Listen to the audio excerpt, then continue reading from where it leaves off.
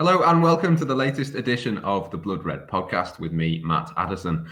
For those of you who are watching along on YouTube, you will be able to tell alongside me is football finance expert, football podcaster, Price of Football, University of Liverpool lecturer, Kieran Maguire. There's of course no better person to speak to about a variety of topics that we're going to get into today than Kieran. And Kieran, the first question is the easiest of the lot. How are you doing? I'm grand. We've sent out the results for this year's exams, so students are hopefully happy with what they've done. They've worked very hard. So now it's going back to grading assignments over the summer period. So it never stops, but it's the world of football finance has I think it's fair to say kept me just slightly busy this week. Yeah, I'm sure it's a very, very busy time for you. I mean, before we go into more of the topics, I'm sure if anybody is interested, they can check out your podcast, and we'll dive into the first topic straight away because, of course, since we've last spoken, something pretty big has happened. Liverpool have become Premier League champions for the first time, and I suppose financially that will have a pretty big impact. But has that been at all tempered by the pandemic? Yes, it will have been, because the Premier League will have to give back some of the broadcasting deal to broadcasting rights holders. It's estimated that for this season it's around about £350 million. So spread between the 20 clubs. We don't know whether it's going to be spread evenly or if it's going to be graded in the same way that the prize money itself is graded. But for a club of the calibre of Liverpool, realistically, I think we're probably talking somewhere in the region of a £20 million hit to the club. Then they've got five matches at Anfield where they've had to give money back. Liverpool make around about £3 million per match at Anfield, so that's another 15 million. You put those two together, it's a sizable hit to the revenues. It's not going to devastate the club. Liverpool are generating more than £500 million a year, but a 7 or 8% hit at present, which could get bigger next season, it is going to cause them to be cautious as far as spending is concerned. And of course, another Premier League team who've won the league many times, Manchester United, they've always sort of been the team to match really in terms of revenues and that sort of thing for Liverpool. I believe that the gap between the two teams is closing, but I mean, how far off are Liverpool, would you say, from being at that level? Well, I felt that there was a genuine chance in 2019-20 that Liverpool could have overtaken Manchester United. I mean, the gap was around about £85 million last season, so it was sizable. But remember, Manchester United failed to qualify for the Champions League. That is worth about 60 million.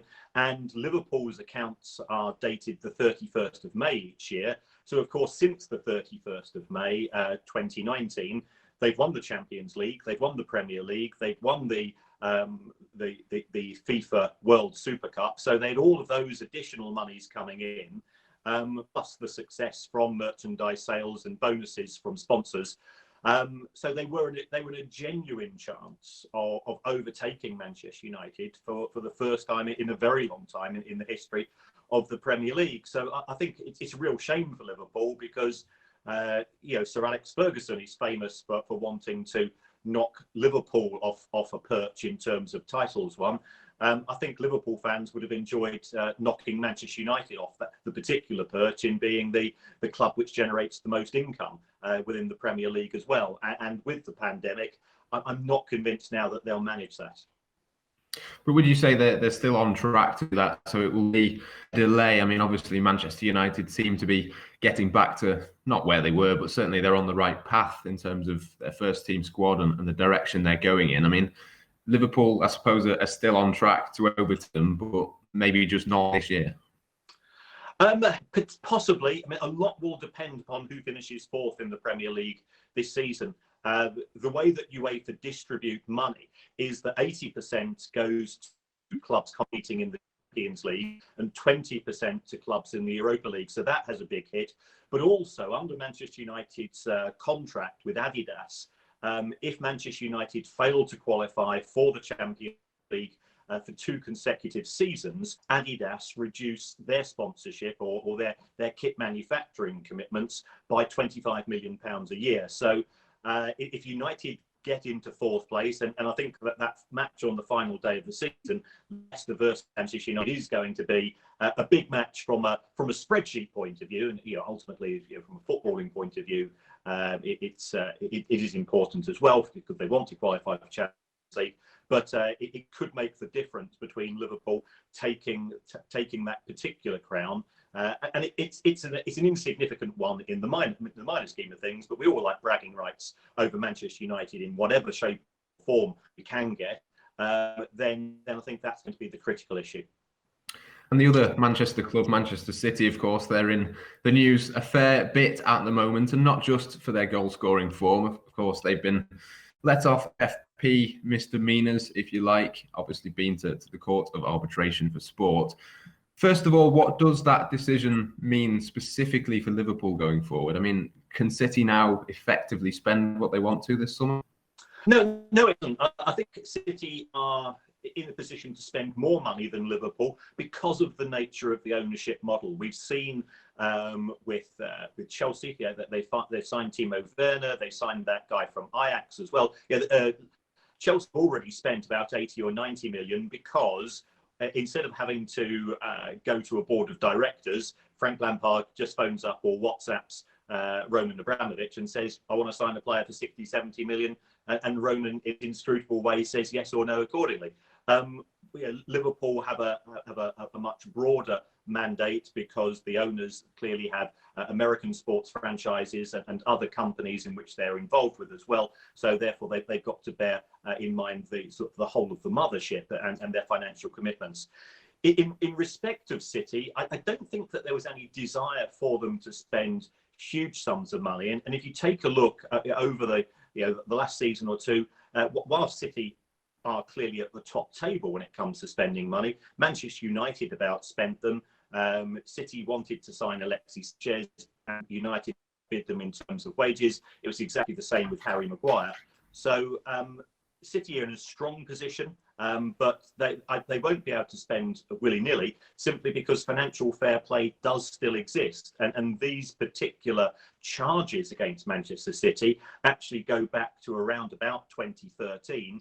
Since then, City have reined in their spending in terms of the degree of acceleration that we've seen in terms of committing towards both wages and transfer spends. And in terms of FFP more widely then, I mean, there's been lots of talk that this could effectively be the end of it, but I suppose that isn't necessarily the case. No, some form of financial control will continue to exist. The existing system does have some merits, but I think what has come out as a result of the cash thing is that perhaps financial fair play operates better for smaller clubs than it does for bigger clubs. Because if you take a look at those clubs that have had bans from Europe, the likes of Milan, Galatasaray, Besiktas, and so on, who have been in breach of financial fair play, they've not necessarily had the resources where they could employ the best lawyers to defend themselves in an institution such as CAS. And we have to remember that ultimately that 3 independent judges have found Manchester City innocent of the charges that were delivered at them. And these charges were specifically that Manchester City had inflated their sponsorship revenues from parties connected or indirectly connected to the club owners. And this is sort of a 6 or 7 year old case which was judged. Since then, City have changed the way that they operate. Clearly, people will point to them having very close links to Abu Dhabi, and that's fully understandable.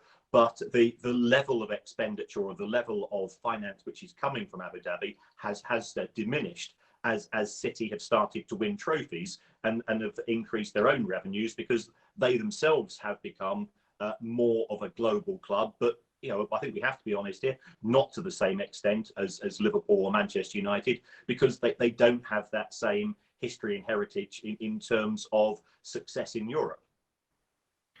I suppose then FFP probably is going to change a little bit. It might need some sort of revamp. Is there a way that it could ever be implemented maybe slightly differently? Because I suppose at the moment the big issue is that people will say if we stop teams from spending, you wouldn't get another Manchester City. So Newcastle, for example, if they get new owners, they won't be able to spend in the same way. And it's almost like a ceiling to protect those top clubs, isn't it? Very much so, and that's what the critics of financial fair play in its present form do say, that it's created a closed shop, it's created a cartel at the elite end of football, and Manchester City are part of that cartel. Yeah, let's be honest here, that they like to present themselves as the outsiders, but they signed up to financial fair play in its present form. The last thing that the Abu Dhabi owners want is a Saudi Arabian controlled club competing for European honours and domestic honours, because Saudi Arabia is probably around about 10 times that of Abu Dhabi itself. So there's a danger of an arms race being created if there are no controls whatsoever, and that football becomes purely a rich person's or rich nation's plaything. So we will have to wait to see what are the ramifications arising. Both Alexander Severin, who is the president of UEFA, and Arsene Wenger, who himself was one of the first people to accuse Manchester City of financial doping, have said that the present incarnation of financial fair play really isn't working, and perhaps owners should be allowed to put money in. But perhaps if that is going to be the case, then it can be taxed. So, for every pound you put in above a certain level, you have to put a pound into another pot, and that gets distributed amongst other clubs in Europe. So, to a certain extent, it could be an element of Robin Hood in taking from the rich and distributing to the not quite so rich. So, what will happen in due course, we will have to wait and see. But I think the present break-even model does have flaws. I mean, I've been sort of quite critical of it over the years, simply because it encourages creative accounting. It encourages clubs to perhaps look at means of circumventing the rules, and therefore that goes against the principles. And we end up with an accountants and a lawyers' war, determining trophies, determining fines, determining which clubs are taking place in European competition. And also potentially, if we look at the EFL, we could have a club being kicked out of the Football League this season in Macclesfield or Stevenage due to financial issues. And as a football fan, that doesn't sit particularly easily with me. And we mentioned Newcastle there, potentially a new team on the block if that takeover does ever go through. I mean, the fact that it's taken so long and it's been such a dragged out process seems to indicate to me it might not take place. I mean, what would your thoughts on that be at this stage? Well, the issue in respect of Newcastle United is whether or not the club, the potential owners, satisfied the owners and directors test. Now, this test consists of two elements. First of all, are you a criminal? Well, clearly the owners aren't in prison. They don't have any outstanding convictions or parole issues. So that would appear to be the case, that there are no criminal issues. But the Premier League is concerned, and I think there was some very interesting things developing this week, where Saudi Arabia have outlawed beIN Sports, who hold the rights for the Middle East, from broadcasting in Saudi. The accusations made by people connected to the Premier League is that Saudi Arabia are sponsoring a pirate organization for broadcasting rights in the Middle East, because there is a soft war, there is a Cold War taking place between Qatar and Saudi Arabia at present. So we then move up into the unfortunate area of Middle Eastern geopolitics, and it's never the most stable of areas when it comes to the peace and harmony between nations, and it could be that football ends up being effectively a football between these two countries. The Premier League have tried to employ a series of lawyers to take up this case, and on every occasion the lawyers have turned down the opportunity to represent the Premier League, presumably because they have lucrative contracts with clients in Saudi, and therefore they don't want to damage their professional relationships with clients in that country. So we've got a bit of a stalemate at present. The Premier League, in an ideal world, wants somebody else to make that decision for them. But the fact that Saudi have chosen this week, after 3 or 4 months of trying to get control of Newcastle, does look like the stakes have been increased in respect of this particular war. And you know, the gut reaction is, have the Saudi authorities been given a heads up that their bid is likely to be turned down, and therefore in a fit of pique they've decided to get their revenge through not having the Premier League being able to be viewed in Saudi Arabia. Because otherwise it's crazy. What's the point of a Saudi Arabian investment fund buying Newcastle United and then saying to its citizens, who will of course become mad keen Geordies, and we've got some Saudi students here at the University of Liverpool who are very keen to support Newcastle. They've been badgering me about the deal, and they say that everybody would Newcastle would become effectively Saudi Arabia's de facto team in the Premier League, which is so popular. If the Saudi authorities say, well, we're not going to allow you to watch the football, that would be counterproductive. So you have to wonder why that decision was made so recently. Yeah, it's certainly one to keep an eye on, I think, for Liverpool fans, potentially another competitor at the top end of the table in future. But just to go back to FFP, I mean, Liverpool's owners have always been very much in favour of it. I think one of the reasons that they bought the club in the first place was because that was in place. I mean, where do you think that leaves them now? Will they be reeling from this decision potentially? Well, clearly there is no love between Liverpool and Manchester City. Nature of the comments that we have seen this week in respect of a letter came from 8 clubs in the Premier League to UEFA, I believe, that was in support of UEFA's initial 2-year ban. And if the stories are true, Liverpool were one of the signatories to that. So there are poor relations between the two clubs. I don't think they'll be reeling. We have to remember, Liverpool just won the league, and that is an amazing achievement in its own right. So therefore, I'm sure they're focusing on themselves. Jurgen Klopp has said it's a double-edged sword, because he felt that if Manchester City were not in European competitions next season, it would be almost impossible to stop them from winning the Premier League, simply because they'd just be focusing on those 38 games, and they wouldn't have the distractions of Europe, the fatigue issues that go along with having to compete on a variety of fronts. So the Liverpool owners won't be happy with the decision, because Manchester City are a competitor, but I think they won't be in a position to do anything. I can't see them throwing their toys out of them and wanting to sell the club on the basis of this decision. I think they'll just be quietly gnashing their teeth. Yes, certainly. I mean, in terms of FFP specifically over the next couple of years, I mean, obviously the impact of COVID-19 meant that FFP was going to be delayed and put into next year's accounts. I mean, will that change at all, do you think, because of this decision with Manchester City, or will FFP for the time being at least just continue as effectively as it were? I think we'll see no change. What UEFA have done is that they've said that clubs can combine 2019-20 and 2021 as a single year, and then you halve the losses, and FFP will be applied on the basis of that. So in the short term, no changes.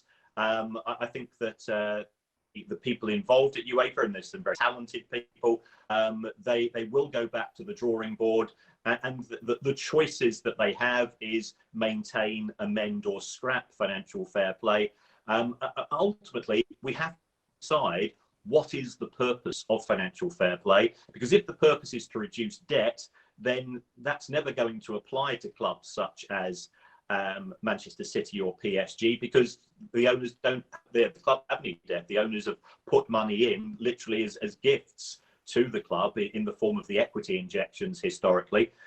So that particular parameter isn't going to apply.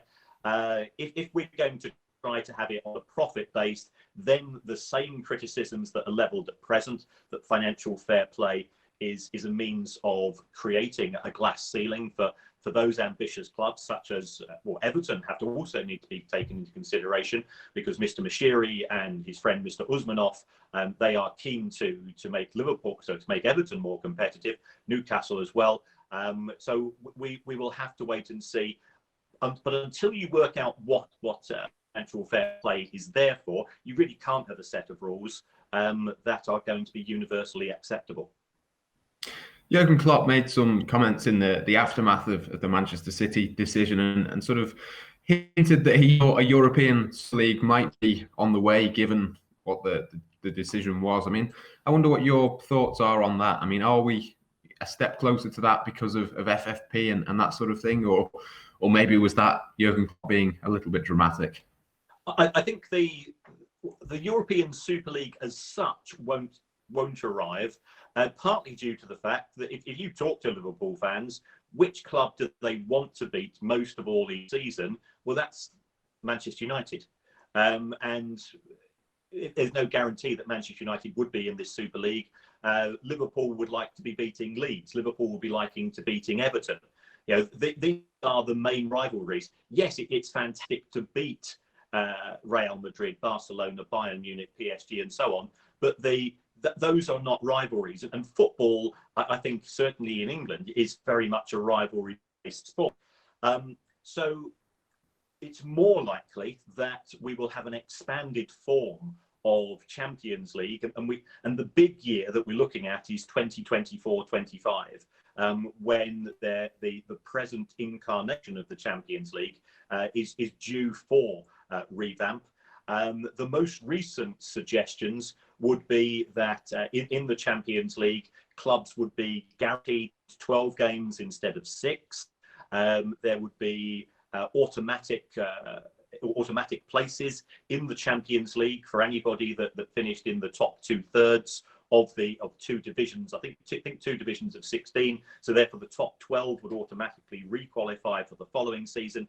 So this would allow the big clubs to be guaranteed European competition every year, and the monetary rewards that brings, whilst at the same time would be able to compete on a domestic front. However, Jurgen Klopp has also been very critical of the football calendar, and he has said that it is too big already. So we'd have to work out what is going to have to go domestically. I think the Carabao Cup is almost gone. There's no desire from clubs to compete in that particular competition unless they're allowed to potentially put in a B team. The FA Cup replays are going to go in the FA Cup, I think, for perhaps but the third round. And then the big issue for me is, will the elite clubs in the Premier League put pressure on the other clubs to reduce the size of the Premier League from 20 to 18 or 16 clubs, and that would free up slots, because the revamped Champions League hybrid European Super League, I'm aware that many of the clubs want those fixtures to take place at weekends, which for Liverpool as a city would be fantastic, because if you've got I'm living in hope of a post-pandemic world where we can travel and we can attend matches in the front of full stadia. If Bayern Munich or Dortmund or Barcelona are coming down, you know that they're going to bring their 3,000 or 4,000 fans. They're going to pack out the hotels. They're going to pack out the bars and so on over the whole of those weekends. So from a hospitality perspective, it could be super news for Liverpool as a city, as well as lucrative for Liverpool as a football club itself. Yeah, it's going to be interesting to see what happens, and I'm sure we will both be across all of those developments as and when. A final question then, in terms of transfers, of course, we had to touch on them at some point. Liverpool, we believe, were interested in Timo Werner to an extent. He's, of course, since moved to Chelsea. Liverpool were unable to put down a fee, and the wages and the whole package financially that would have brought at that particular time. They're now being linked for a move for Thiago Alcantara from Bayern Munich. But the big question, I suppose, on Liverpool fans' lips is, if they couldn't sign Timo Werner, what would have changed to make it possible to sign Thiago? Well, I think Liverpool will be looking at exit routes as well as signings. So a lot will depend. And remember that the transfer window doesn't sort of formally open for another couple of weeks in the Premier League. Is the club in negotiation for some of their fringe players to go, which would free up wages, which would allow them to sign. So it's a case of wait and see. As I inferred earlier, the Chelsea football model is completely different. FSG have had to make significant pay cuts. We've been monitoring what's been happening in Boston. So I think they are concerned as owners of the club, but also as American-based owners, that they don't want to be seen necessarily to be spending big money on their UK arm of the business if they are also at the same time having to announce job losses back in the US. So that there is a concern. They've got a responsibility towards their staff back in the US in terms of the Boston Red Sox and their other businesses, and that will be weighing on their mind. Jurgen Klopp will be given a budget, but it could be that he himself is in no hurry to make a decision, because we don't know when football is going to return, under what guise it's going to return. There's issues in terms of the Champions League for next season, for example, what's going to be the TV budget. So it could be that he's waiting for the mists to clear a little bit, and also if he does manage to sell 2 or 3 players, then he'll be in a position to be able to go into the transfer market at a higher level. And it could be that he's got his eyes on 2 players, and he wants to make sure that he does have the budget for those, rather than compromise and make an early signing at a lower fee. And I suppose then, if the transfer window, I think, is open till October the 5th or something like that, I suppose there is still time for the financial landscape between now and then to completely change if fans are back and things like that. Yes, I mean, the Premier League is presently in negotiations with the government. There is a working party which is being set up. I think the most recent comments was that they were hoping for a 40% capacity allowance for clubs. So as far as Liverpool would be concerned, 40% of 54 is 18,000. This of course would give issues because there's more than 18,000 people that would be desperate to watch Liverpool on a regular basis. But that's a problem for later down the line. First of all, we've got to get approval, and we've got to, of course, prioritise health.